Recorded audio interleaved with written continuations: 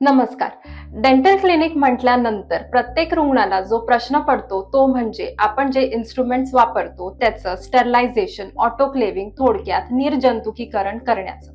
तर आज मी तुम्हाला आपल्या डॉक्टर मानेस डेंटल क्लिनिकचा जो ऑटोक्लेव्हिंग सेक्शन आहे तो थोडक्यात दाखवते. आपण जे इन्स्ट्रुमेंट्स वापरतो ते पेशंटच्या तोंडात वापरल्यानंतर त्यांना अगोदर सोप वॉटरमध्ये 2 मिनिटांसाठी ठेवतो.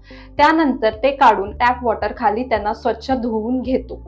त्याच्यानंतर कॉर्सोलेक्स सोल्युशनचा वापर करून त्या इन्स्ट्रुमेंट्सला परत क्लीन करून घेतो आणि मग पण अशा ह्या अल्ट्रासॉनिक क्लीनर मध्ये ठेवून त्यांना परत एकदा क्लीन करतो.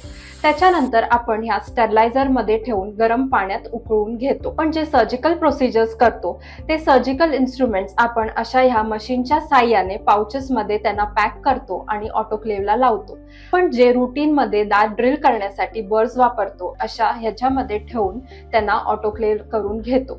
आणि आपण रूट कॅनल साठी जे फाइल्स वापरतो ते आपण अशा ह्या ग्लास बीट स्टरलायझर मध्ये ठेवून त्यांना स्टरलाइज करून घेतो. ही सगळी प्रोसेस केल्यानंतरच मग सगळे इन्स्ट्रुमेंट्स वापरतो.